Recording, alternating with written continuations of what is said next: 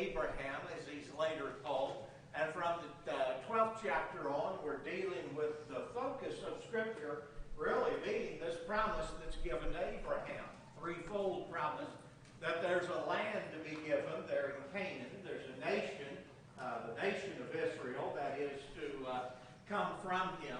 And there's also a promise of a seed, the seed through which all nations of the earth would be blessed, ultimately meaning in the Christ. In chapter 16, we looked as well at Hagar marrying Ishmael in an effort to try to help God out, which did not help. Chapter 17, you have again there being the promises that are associated with the circumcision covenant that is given to Abraham and to his seed. That the three visitors that come in chapter 18 declare that Sarah will have a son, Isaac, next year at that time. In chapter 19, Lot and his family are rescued as Sodom and Gomorrah are destroyed, and his wife is turned into a pillar of salt as she looks back longingly toward that home. Abraham and Abimelech, which Abimelech was seen to be the king of who? What people? All right, the Philistines, or Gerar. And when you have that, the king is often referred to much like you see what the Pharaoh is in Egypt. Sometimes it's a family name. In other words, the king, Abimelech, is not just a person's name, that's his title. And that seems to be the point here, because you have this one, and then you have another one that comes along a little later that we'll look at even tonight. Isaac, born as promised in chapter 21, is Abraham's faith tested in 22. 23, Sarah's death and burial there at the cave of Machpelah. And then in chapter 24, the servant of Abraham is sent to find a wife for Isaac back to the homeland, and found Rebekah there. And that's where we left off last week on Wednesday evening. How about on Sunday? Chapter 25, what was it about?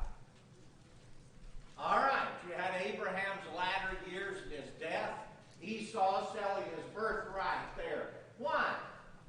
Why the selling of the birthright? What did he want? All right, bowl of soup to eat, because he was starving at that point, right? What does that tell you? All right, the birthright was worth one meal. That's it. He's not a man who's going to be one who's steadying around at this point in his life. He's obviously a hunter looking to do that, and that birthright was not something that he had any regard toward at all. Later on in his life he does, but it's already too late by then.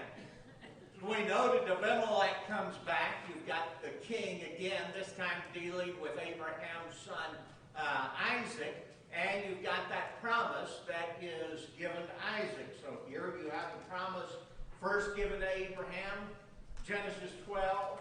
You have it repeated twice there unto Abraham. Now you've got it repeated unto Isaac in chapter 26.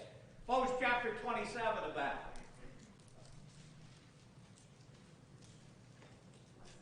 All right.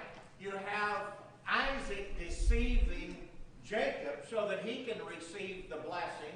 How does Esau react to that? All right. He wants to kill him. This is the first negative reaction. He recognized he sold the birthright, but now he's recognizing he's not going to get something his brother does, and he has a hatred there. Chapter 28, you have Isaac sending Jacob then, but that's done to Laban's territory for him a wife. Why? What did his wife, what did Isaac's wife Rebekah say? Okay. Why was that? Why did she react so negatively to that? Did what? Esau's wife. All right, Esau's wives there. If it's another one of these daughters of Heth, she said, it's going to send me to an necessarily grave. She had been of despair toward those daughter-in-laws there. The end of that chapter, you have the promise to Jacob.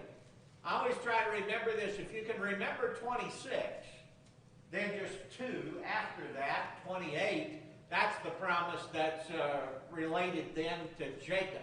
How about chapter 29? What's it about?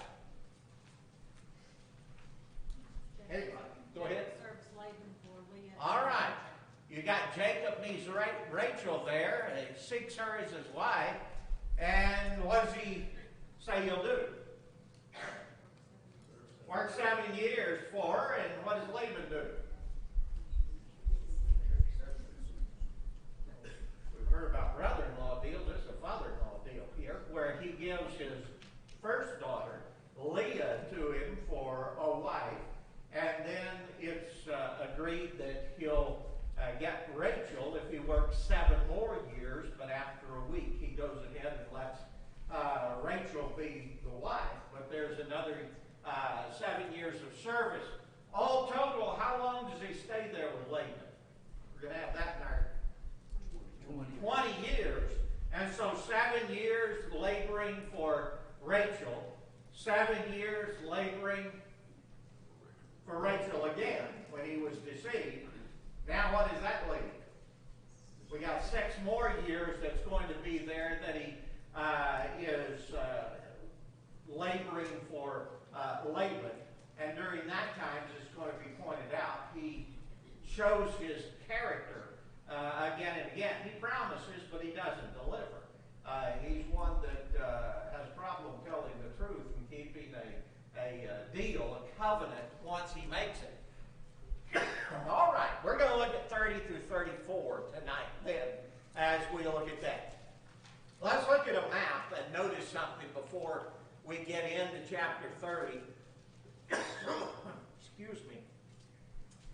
You have, if you start with this number 1, I don't know how many of you can read it. It's pretty small. You have to be pretty far forward. It said Isaac moves to Gerar, then to Beersheba, and finally Hebron. So it shows the points of him moving along here.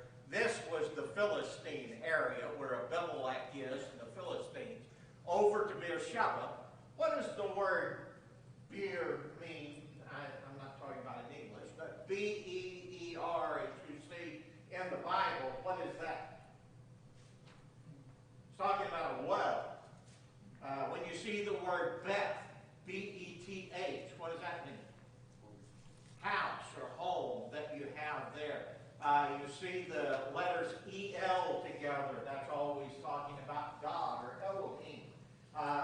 You see the words J-A-H. That's Jehovah, or speaking about in the covenant name of God and so forth. So you'll see a lot of these words that will be paired together, and you start to notice over time a little bit more and more. Some of these words from Hebrew have a meaning. You're able to see what's kind of going on through those names. So the idea of bear, that which is a well, the well of Sheba. And so you have, that's going to come up repeatedly, and we'll be there this evening as well. Jacob flees, goes to up to Haran, as he is trying to escape to get his wife from that place. Now he's going to come back as a result of that. He goes up there. There 20 years, as it points out, Jacob leaves there, comes back with a large family and many possessions, and that's where he's going to be going away from Laban. Laban finds him along the way, and then when he comes down here toward the land of Canaan, he's going to meet his brother, or have the reunion with his brother Esau. So we're talking about going well north of the Euphrates to Haran, and then back down south to the south part of the land of Canaan as you look at it. When you speak about Canaan from top to bottom, or north to south, as we would think of it, Dan to Beersheba is always talking about the extent Beersheba there is to the south, Dan to the north. That kind of gives you the idea. They're down in the southern part of Canaan is where Abraham has been, and that's where Jacob is going to return as well. Anything on that regarding locations? Okay, now we're ready to go. Let's go to this with chapter 29 is where we left off a little bit with Leah. And what did we find out about Leah? She had 4 sons. Who were those 4? First one, Reuben. Then who? Simeon. Then you have, all right, and then Judah. Okay. Now, after she bears, then who's upset about this? All right, Rachel's upset about this. He's angry that her womb has been opened and hers is not.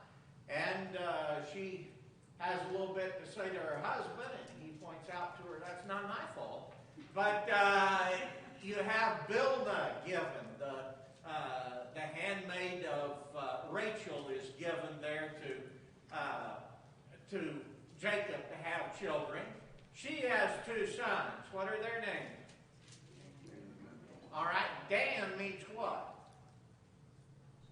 Judge, all right, and you're going to see that later in the Old Testament as well. And who's the next born? All right, you have Naphtali, then that's the next born. Now what happens? All right, now you have Leah wanting to have this back to where she's got the younger ones. And she's got Jacob's attention here. So she gives her handmaid, Zilpah. And who does Zilpah have? She has Gad and then Asher that are born at that point.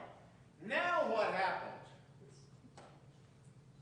Now we have a story about Rachel goes to Leah, and she sees that Leah's son has brought her what? Mandrake. So what does she want?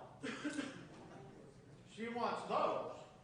Those were some costly flowers, as it turns out. And when she gives that, she then gives her husband, Jacob. I've often hoped I'm worth more than some flowers, but maybe not. And when she gives her husband unto Leah, now who's born? Do what? Okay. You have Issachar, and then who's the next one? Okay, Zebulun comes next. Now, finally, you have the womb of Rachel opened, and who does she have? Joseph, that we find first. Later on down the line, we're going to find out about Benjamin. But this is Joseph at this time. I forgot back over there, Dinah is the daughter that's born to Leah unto Jacob, and that's going to come into play in chapter 34. Anybody here? Go ahead. So, was there no other girls born? And I always just assumed they were born and not mentioned. That may be. I don't know. Why do you think Dinah was mentioned? Well, because she's going to come up as a part of the story in chapter 34. Now, whether there's another one, I don't know or not. But there are several things that are pointed out here. Your book gives some statements that I don't know that I could make with regard to things said and making assumptions that I'm not sure we can validly make from the text. So why there was nobody else or what was from that, I just don't know. But clearly she's mentioned because she does have a part there in that chapter. Anybody else? Okay, so that's what we have in chapter 30 starting now. 31, what about that? What happens in 31? As you go on with the story of Jacob and Laban, what was the problem between those two?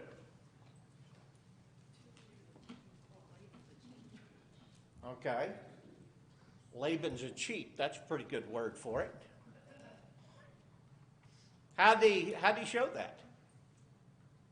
Clearly with Leah and Rachel, right? What else? Okay, changed his wages 10 times. Are we given all 10 of those wage changes? No, but that's exactly what Jacob says, and there's no argument about it whatsoever. It seems to be that that's so. The character is clearly seen as you go through there. What is done as you see this kind of play out? He's looking for what he's going to have for a wage after we're done with the wives thing. And he points out the fact that he served him. He's been blessed with great return to his flocks and his herds. And he points that out, that is due to Jacob. He knows that God has blessed Laban because he's blessed Jacob in that. Now he says, I want something for myself rather than just working for you. I want to have some provision that's there for my own house. And so what's the deal? The original one, that is. Okay, the spotted, speckled, or the dark. If you look in the King James and in the American Standard, it says the black among the sheep. If you look in the New American Standard and some others, it says brown. The word simply has to do with that which is dark. In other words, it's not the white ones. That would be the normal, I guess you'd say, wool that would be desirable, that would be the one most looked towards. But in that, he would take the less valuable. Now, from what I understand from biology, which has been a long time ago since I took it, you have in all of that a place where genetically those things, speckled, spotted, the darker, are what are called a homogeneous situation. In other words, both the male and the female zygote have to be of agreement in that place. Otherwise, they're of the normal colors that you would see. And so you would expect a minority. Just going back to 7th grade biology, if you remember, you get two of those genes on both of the ones. You have two different types, male and female, so that's 4. And for them to be homozygous, as those 4 come together, that's only going to be a quarter of the time on average. But what happens when he's bringing them together? A whole lot more than that average. And how's he doing this? What's involved? It's not causing it, but clearly what has he put before them to imitate? The sticks that are there, the rods that are pointed out with that speckled, spotted, striped, or kind of a way. And the stronger ones, he puts the rod before them, and they have those that belong to him. And then what happens? When the weaker ones are there, he doesn't put it before them, and what happens? Those bear, and those go to Laban. So Laban sees this, and now what? Now he's going to swap this up. And so the point of the text is that you had that change several times, but whatever happened, the same outcome was still there, that it beat the odds with what was given to Jacob, being that which was the stronger, the better, the more numerous, and that which went to Laban was the lesser. Is there a point being made there? Obviously, we understand that stick didn't cause it, or the rod didn't cause it. But what's the point? Okay. And that had been pointed out from the very start, right? That Laban recognized God was blessing Jacob. And as a result of that, he would bless him in whichever way it went. Now, if Laban would change that, would that change his luck any? Or would that change his fortune? No. Why? Who was behind that? God was behind that as well. And so you have God's providence being seen here, though that's not brought out. That clearly is the point, that God is the one in control and bringing these blessings. And when Laban looks on it, he sees that. But the point is, he keeps trying to get that to work in his favor. It never does. What does he never seem to figure out? Maybe I need to change my way of life. And maybe there's something else that's here. Maybe asking Jacob to go to God in prayer, like is learned by those who dealt with Abraham. Several things he could have learned, but it's clear that he doesn't learn from any of that. All right. How about chapter 32? You got Jacob then going away from Laban and towards Esau. He's going to return. Why does he return to his land? Why does he make that decision? Okay, God told him to is one of the reasons. What else? Book brought up in one of the questions 3 parts of that. Do what? Laban what?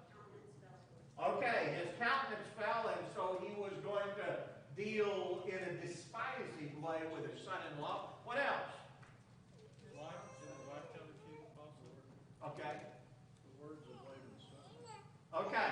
They had been accused of taking these things from him.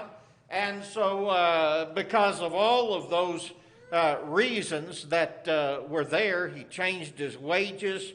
There was that countenance that fell, and the Lord telling him that.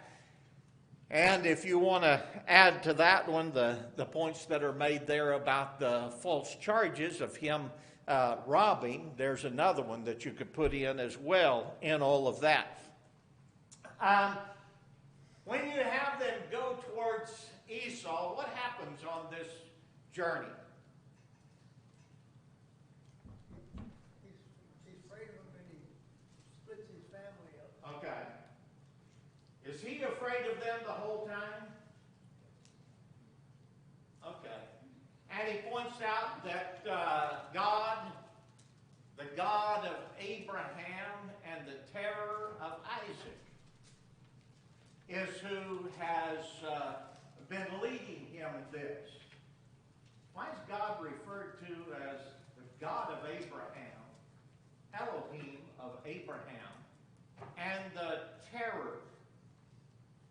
The word terror can also mean fear. Why is God called the fear of Isaac? Is that a bad thing? Would that not be his belief in God? Okay. The idea of the terror or fear there has to do with that which is a recognition of God's power. When I see that God is a God of great power, there is a terror that is understood, that his power is great. Now, that can be seen in 2 directions. It can lead me to 2 different points. What? Number 1, if I'm going to obey God, then what? That terror is with me. That power is with me. And the point that I have a protection from God. What if I'm not what I ought to be? That terror is opposed to me.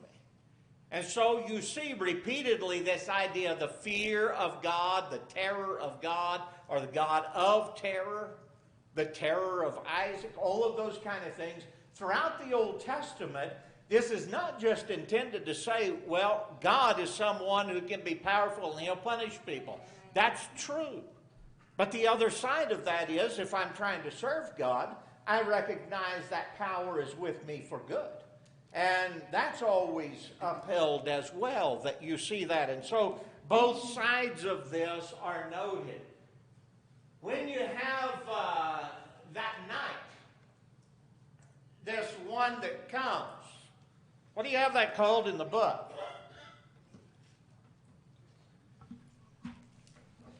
An angel. Are you sure it's an angel? Are you sure it's not? Is it just a man?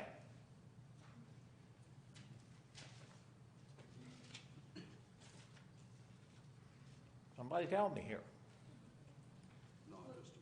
This person was able to bless him, Okay, so God says he strove with God. okay. And the statement is made that God strove with him, and that he strove with God. Well, if you see a man face to face, in the sense of that being God, that presents a problem.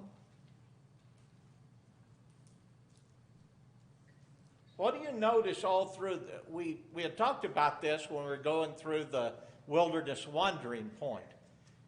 I do not know just exactly how to make this point with everything that's there, simply because the Lord tells us some things in Scripture that he does not go into in any detail where I can tell you.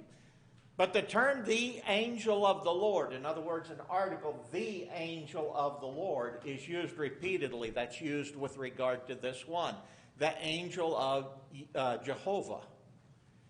Now, that angel is only spoken of in the singular repeatedly through the Old Testament. He's called the angel of Jehovah's presence as well, especially when we get over into the account with regard to the Exodus. You're going to see that terminology as well, just added. Now, who is that? I don't know, but I know that that one is spoken of as the Lord. That angel in Psalm 78 is spoken of as the one that did the passing over and the taking of the firstborns in the plague at Egypt. But it's also called what? The Passover of the Lord. And that the Lord took the firstborn. Well, how do you reconcile that the Lord took them, but then you have the angel of Jehovah's presence, the angel being looked at there in Psalm 78. There is in some way, I don't know who it is, I can't give you a name as to what angel is the angel who is in the presence of the Lord, acts on behalf of the Lord. That when that angel acts, God is said to have acted. I know that much, and that's all I know. If you ask me more about that, I'd like to know as well, because there are some things I just don't understand of how this all fits together. But it's clear to me in this particular case that that is the angel that we're talking about who wrestles with Jacob. And at that point, there is an ability to take hold by the sinews in that way, and this angel of the Lord's presence, or God, him acting on behalf of God, blesses Jacob, and what else does he do? Changes his name to what? Israel. Jacob meant what? All right. Supplanter. What does Israel mean? Do what? It says Prince with God. Yes, Prince of God, or Prince with God. And there again you have that Israel, what? El, Elohim.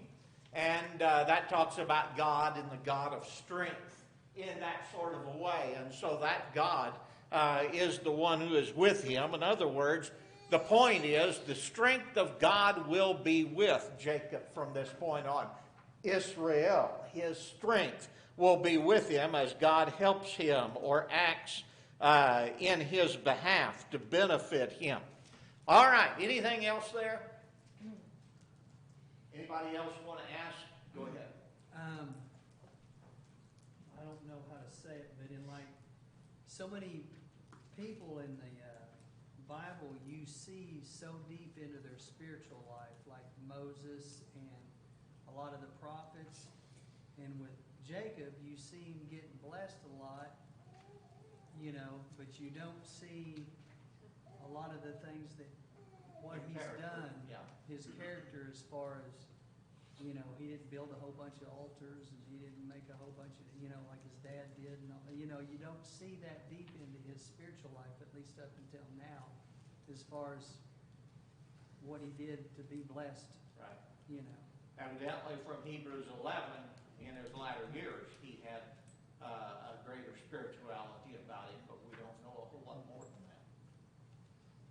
What you find out all through here is enough of the story to keep the point of it alive.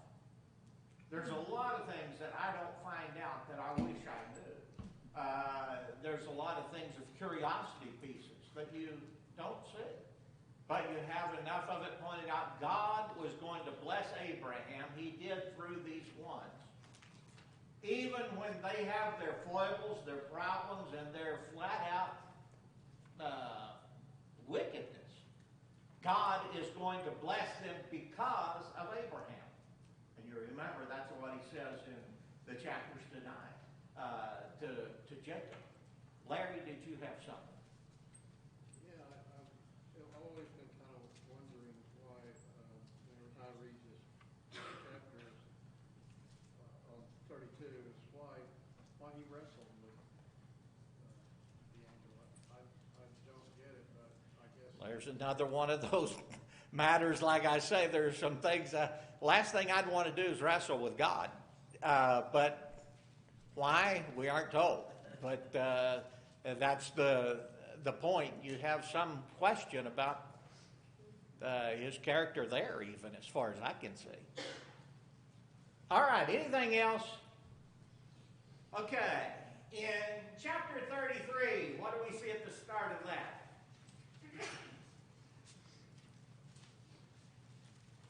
Jacob's going on towards Esau, and Esau comes out and meets him. okay, Esau comes out and meets him. What does Jacob do? Puts off another picture. Okay, Sends him gifts. okay, He divides his people and possessions. okay. And what does he do then when he comes into the presence of Esau? Bows down 7 times. What was that a significance of? Okay. A servitude that is there. What had Isaac promised Jacob in the blessing? Who would serve who? The older would serve the younger. So Esau would serve Jacob, right? But you have Jacob showing his obeisance, his bowing, his submission to Esau. There's an implication in that, I believe. Why? He recognized he has done he has done Esau wrong in the deception that's there. Clearly, the blessing of Jacob over Esau was intended by God. That was his desire. You look at the two and you see why Esau did not have a great desire for that blessing, the kind of a place that is there. As you go on and you see Edom and those that come from him, what do you recognize? They're a lot of the same character that Esau is, and they would not have been ones who would have dealt well with the blessing of the Lord. And so while this is God's intent and God's behind it, does that excuse Jacob for what he's done in the deception? No. This is something you see over and over in the Bible again, and a lot of people get wrong. When they superficially look and say, well, God blessed them, they did wrong, and therefore God says it's all right to do wrong. JT had brought out that point with regard to situation ethics and some things. When you look at the Bible and that's what you see, you saw the wrong thing. What God does is he shows people warts and all. He shows the problems that are there with them. He shows their weaknesses, their sins. Now, are their sins excused? Are they overlooked? No. The point is, here's what you need to do to be right with God. He doesn't look over or in some way just look lightly upon any of those sins, but he admits that. Now, what does that tell us? If I know that even good people in the Old Testament sinned, God used some that were even people that I wouldn't call real good to bring about his cause, then what does that tell me? The Most High rules. That tells me God is in control of this. Doesn't tell me they're okay for having done wrong. It tells me that God is still in control. That even with the evilest of men, he can bring about his will to be done. He doesn't have to change anybody's, I guess you would say, will or heart to make them ones who change to do evil because God made them do it, or do good because God made them do it. He uses their character, uses their will, and whatever they do, God's power is of sufficient way that he can make his will to come true. All right, anything else there? These guys are cutting class time every week on that. All right, then Jacob goes over to Shechem. From Shechem, who do we find the story changed to? That daughter of Jacob, Dinah. And what happens to her? She's defiled by Shechem, who is the son of Hamor, among the Hivites. And so now what happens? Okay. First off, did Shechem hate Dinah after he had defiled her? No, he loved her even more, wanted her more. And so what did Jacob say?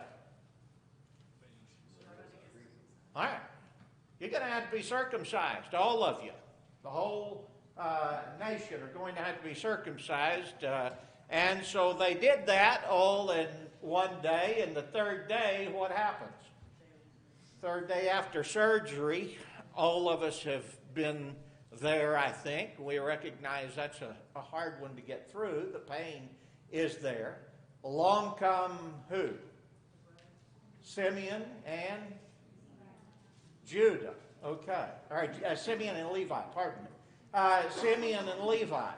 Now, who are they? Which sons? Leah's which number? Okay. Why isn't Reuben in this? He's the oldest. He would have had the responsibility. The firstborn has a responsibility. Why is he not the one? That's another one of those. I don't know, because it doesn't say. But that's one of those things that I wonder about. Why is it that these are the ones rather than Reuben? But whatever the case, along come Simeon and Levi, and they're the ones who then go in and make slaughter of the Hivites. And the males are slaughtered. The women and children are then put into slavery. Okay, go ahead.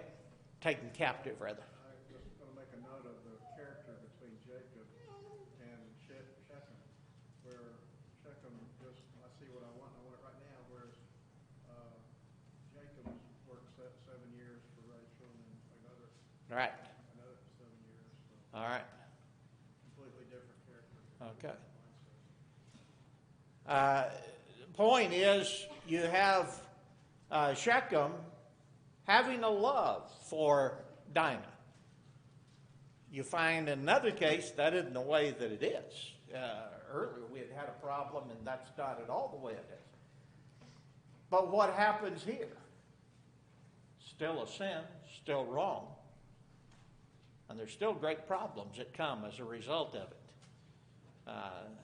Sometimes young people are tending to some way say, well, it's okay for me to commit fornication in this sense. I love this person. It's okay. We're committed to one another. No. When it's okay is when you're married, period. no exception to that whatsoever. And recognize the point of whether you still are in love or you're not. And the feelings make absolutely no difference. It's still wrong in the sight of God. And it still brings a curse, still brings for a problem to be there. All right. Anything else there? Okay. So let's go down here. What's chapter 30 about? Kids? Do what? Say, doesn't he have a lot of kids? Okay. You have the continued account of Jacob, Rachel, and Leah, and the children are enumerated there. 31. Jacob and Laban have a conflict, covenant then between the two. What about 32? Going toward Esau, all right, and the wrestling, the new name of Israel is given. 33. Okay, you have Jacob or Israel meeting Esau in peace, and that Jacob settles in Shechem, and that sets us up for chapter 34, which is, okay, Shechem defiling Dinah, and then Simeon and Levi destroy the Hivites as a result of it. Okay, we don't have time to do the questions, so hope you all got them. And if you don't, ask Leslie or Kurt. They've got them just fine.